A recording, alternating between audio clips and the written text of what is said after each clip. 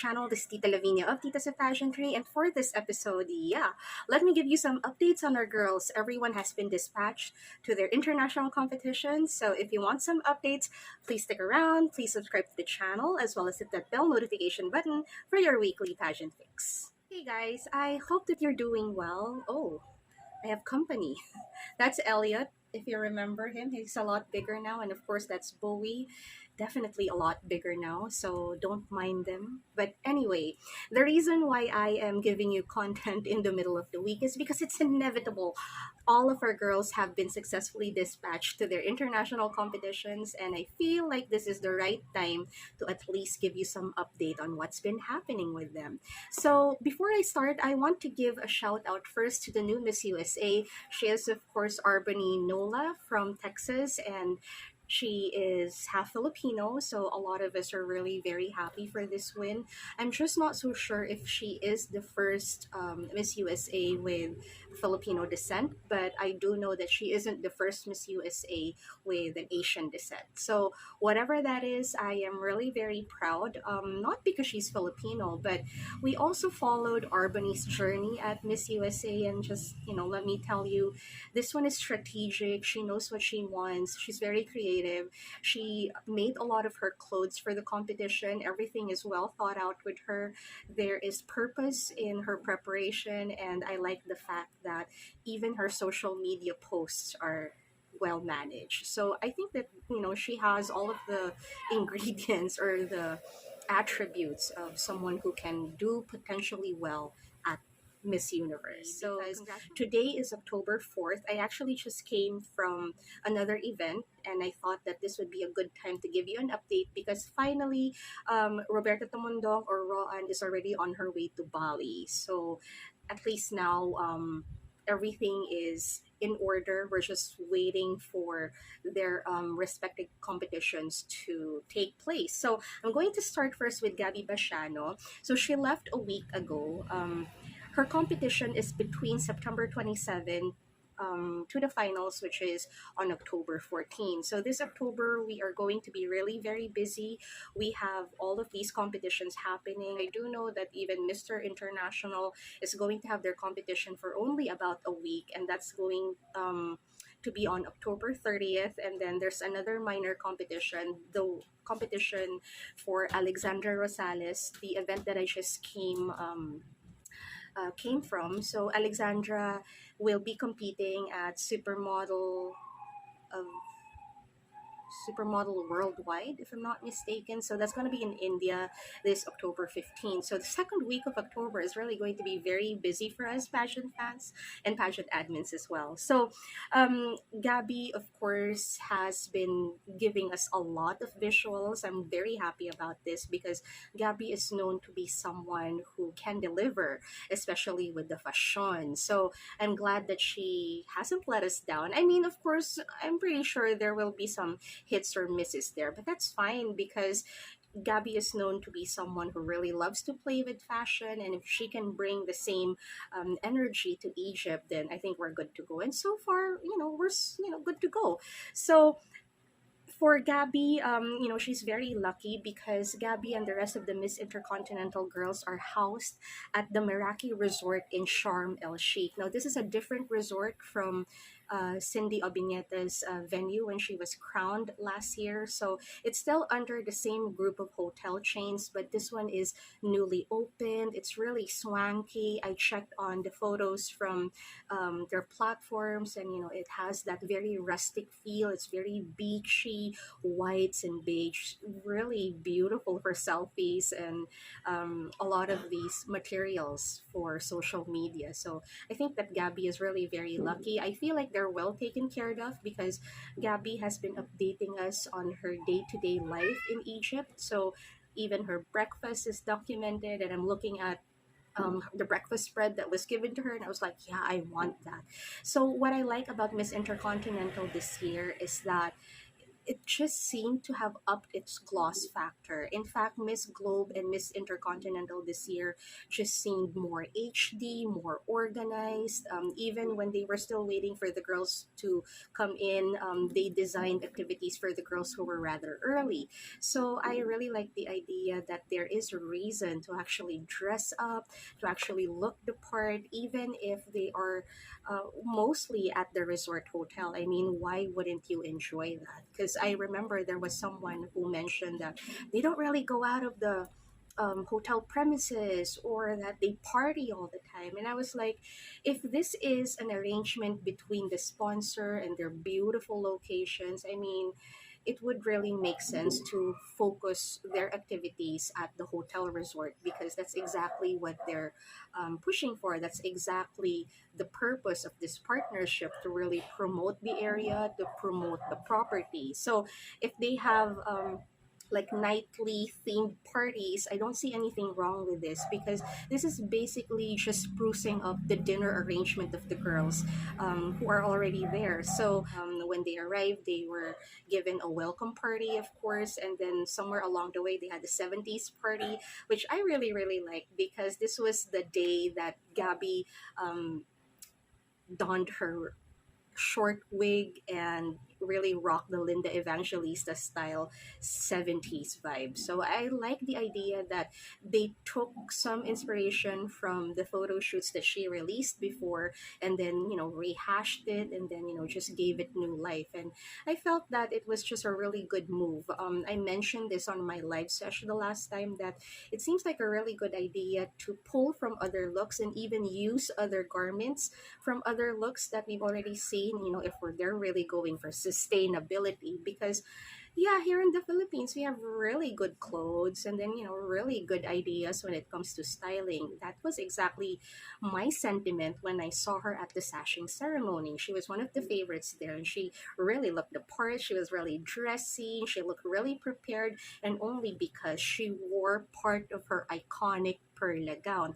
Now, I like this idea. I didn't think that they would go for this, because it seemed like they chopped off the gown, made it into a corset, and then added a flowy pair of pants, so it would have like this resort feel, casual vibe for Gabby. So it's not so formal, but it still gave us impact. And I like that she established herself as one of the favorites in the competition, as one of the most fashionable in the competition. She's not really in those usual cocktail dresses that are, you know really tight on the body. Miss Intercontinental doesn't seem to dip their toes into controversial issues, but if it's just partying and gloss and a little bit of charity work on the side, and then, some sightseeing on the side, I don't see any reason why we should look down on this pageant, because it seems fun. It seems fun to follow. And when I look at Gabby and what she has been presenting on social media, it also seems like she's in the right state of mind. Like, she worked hard for this title. She had a couple of disappointments before, but going into the competition, I do see the Cindy Obineta vibe in her. She's very happy. She just seems so grateful to be there. When I check on her IG stories, there aren't a lot of issues. There aren't a lot of hanash. There aren't a lot of like parinig. So I really like the idea that she seems to be having fun. Now, on the question of on whether Gabby is capable of bringing a back-to-back title to the Philippines, maybe it's going to be a little difficult this time, only because it hasn't been done before at Miss Intercontinental, and it just seems like it's going to be a more difficult fight. I mean, at first we thought that, Gabby has this in the bag, but looking at the roster of girls at Miss Intercontinental, it's not going to be that easy. So just to give you a little bit of an idea, it's actually quite refreshing to encounter a pageant wherein it's not dominated by the Latinas or the ladies from Southeast Asia. And I'm looking at, the favorites right now, and it seems that Europe is rising in this competition. We'll see, because they're going to cancel each other out anyway. So for the Americas, I feel like the ones who are really standing out for me are Puerto Rico. Of course, we're familiar with her. She once joined Miss USA. I'm also looking at Miss Costa Rica. I think that she has a regal bearing. I am also looking at Miss Dominican Republic, and I am also looking at Miss USA. So if you think Miss USA is familiar, that's because she already competed at Miss World Philippines not too long ago. So I'm looking at Asia this time, and of course, the Southeast Asians are strong. You have the likes of Indonesia, Vietnam. Miss Malaysia is really very pretty, but I honestly think it's really between Gabby and Miss Thailand. I think that Miss Thailand is really giving everyone a really good impression, and she definitely is looking the part. So as for the heavy favorites, I think it might be in one of these girls. I'm looking at Crimea. She does have a very intriguing face. Germany seems to be doing well. I posted Netherlands not too long ago because of her physique.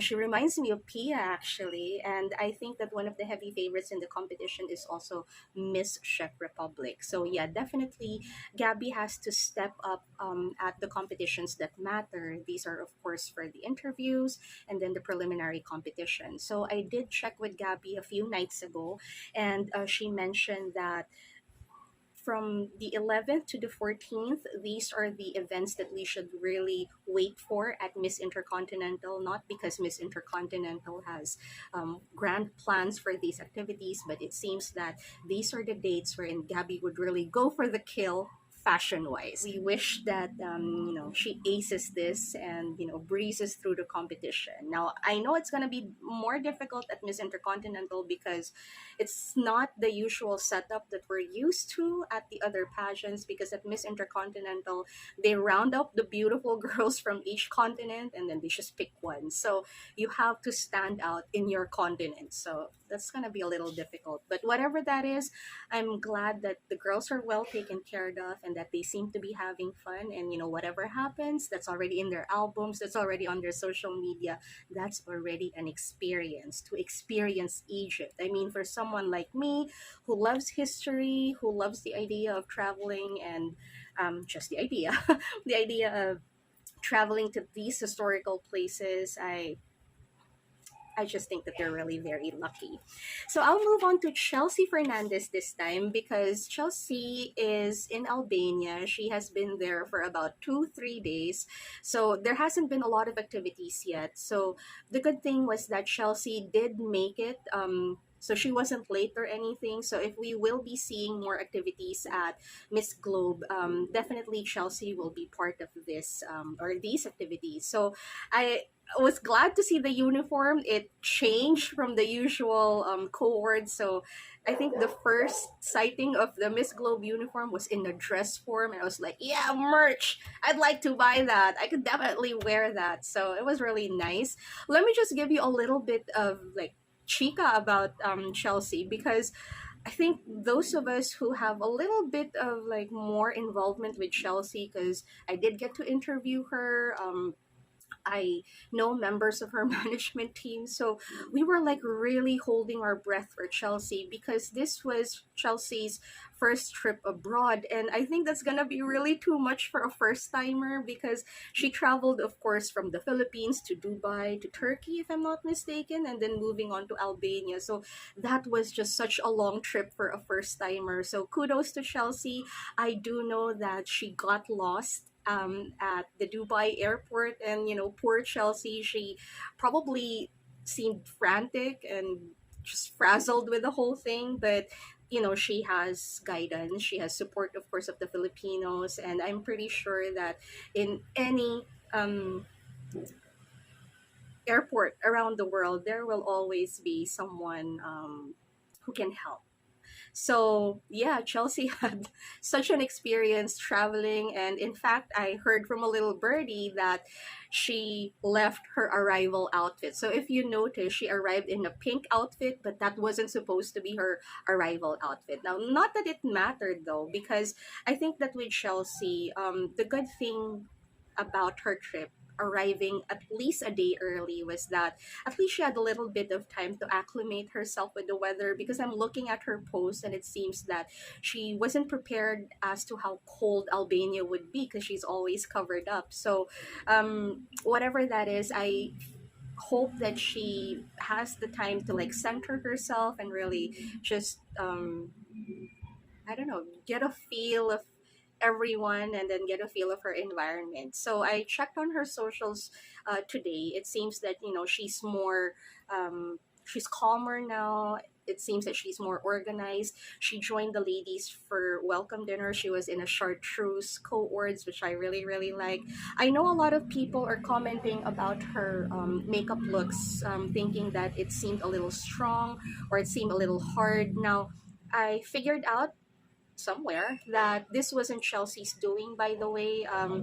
The makeup was done by the folks at Miss Globe. And guys, you have to understand the folks at Miss Globe, because this is Eastern Europe, maybe the makeup styling or the makeup techniques is, you know, definitely different from our youth inducing makeup here in Asia. So maybe there, that's like the vibe, but one of the advice for Chelsea is to wake up earlier than usual, do her own makeup as what she trained for, so that when she comes down, they would only do like touch ups on her, so nothing major. So let's see, guys. And she is housed at the Diama Resort. No, it seems like a boutique hotel setup, and I'm looking both at Chelsea and Gabby, and I was like, oh, great vacation, girls, because I'm looking at their hotels. It seems to be really good looking hotels. So yeah, lots of opportunities for selfies. Now, speaking of selfies, in the first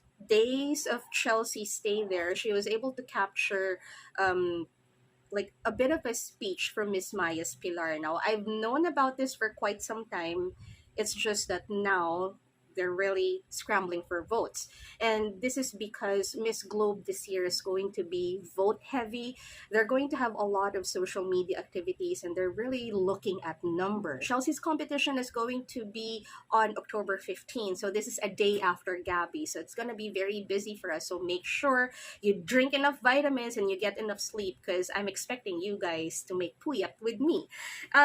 So yeah, it's going to be vote heavy. So I know it's going to be a little difficult for you to take this one in, because not a lot of you are really into voting these days. So you're probably going to get disappointed if she doesn't penetrate like any of these voting activities. So I'm just really, really hoping that, I don't know, maybe the management team shells out money for her, or that she does her best, that no one else could really question how strong the Filipino representative is. I have faith on Chelsea. The first days, maybe she looked a little jet lag, but I checked on her most recent offering in the green dress. I think that she is right on track. So I do have faith. That is a beautiful face, beautiful physique. I think she's going to do really well. And Miss Globe is really pushing for a Philippine staging by next year. So I think that they're going to strengthen their claim for a Philippine staging of Miss Globe if they consider a back-to-back. We'll see. Now let's move on to Miss Tamandang. So I'm actually quite glad that, you know, that's been dealt with. Now, it honestly, real talk, Roberta for me is just so perfect for MGI. Everything. We've talked about this at length. She has all the attributes that are perfect for Miss Grand International. But I'm looking at where she is. I'm looking at the support system. I'm also looking at the materials. Unfortunately, it's not quite translating. It may have something to do with changing management in the middle of her preparation, because I'm just not so sure if her current team really understands the demands of Miss Grand International, because it's a very specific pageant. Now I'm looking at the photo shoots that she has posted, and it just seemed like they can't quite get things right, like with the styling. Now, of course, I wasn't really saying anything about this at first, because I understand that when you're preparing for a pageant, of course, you're also trying to check out different looks. Sometimes it would work, sometimes it wouldn't. But this one is pretty consistent. With the quality of clothes, I think that has to be rectified as well. If our benchmark is, of course, Samantha Bernardo and Samantha Panlilio, who really just slayed the photo shoot department. And the makeup also has to have like a balance, because I remember before she was really looking into a fresher look, because youth really is on her side. She's only 19 years old. So I don't know, I just hope that all of her like issues when it comes to styling, that's just for the series of photo shoots that she posted. But come competition night, come pre-competition, I hope that everything else, from her wardrobe to her hair and makeup, is done according to our taste, or according to what we think would work well at Miss Grand International. So she left this evening, and looking at the departure photos, I think that she's on the right track. Just like me, she wore a red Marachua terno ensemble, so it was sexy. It screamed Filipino, and I really, really liked it. And they also simplified her hair and makeup. So if she goes by this direction, or I hope that she has something in the bag, because my vision for Roberta or Roan going into Miss Grand International is a blitzkrieg campaign. I always say this at Titas of Pageantry. Maybe her preparations was just a little wonky, because she kept from jumping from one management to another. And I'm saying this, even during Binibining Pilipinas. So I don't know if that helped her in a way, but I'm actually willing to let those go and just focus on her competition starting tomorrow up until October 25th, which is going to be the finals of Miss Grand International, in the hopes that they nail both wardrobe and overall styling. Because, yeah, it's a very specific competition. It's a competition wherein you can show skin, you can really bank on your youth, and you can have fun, and then you can go a little quirky. So I really hope that Roberta just has cards that we haven't seen before. So there you go, guys. This is a little bit of your updates for the girls that we dispatched at their international competitions. Chelsea and Gabby are aiming for a back-to-back, while Roan is aiming for our very first Miss Grand International crown. Now, so Roan's competition will also be vote heavy. As of now, a lot of people are hurt that she did not enter the roster of girls who might have the chance to have dinner with Uncle Nawat and friends, but honestly, that's just really because the Filipinos are done with voting, and we just want the competition. We just want our girl to fight fair and square. So I can't say much about the voting, because I myself am not interested with rallying for votes, let alone voting for my own. But yeah, not really into that. But good luck to Roberta, and I really hope that she slays the competition. So thank you so much, guys. I will of course see you very soon, and yeah, I'll see you on Sunday. Goodbye.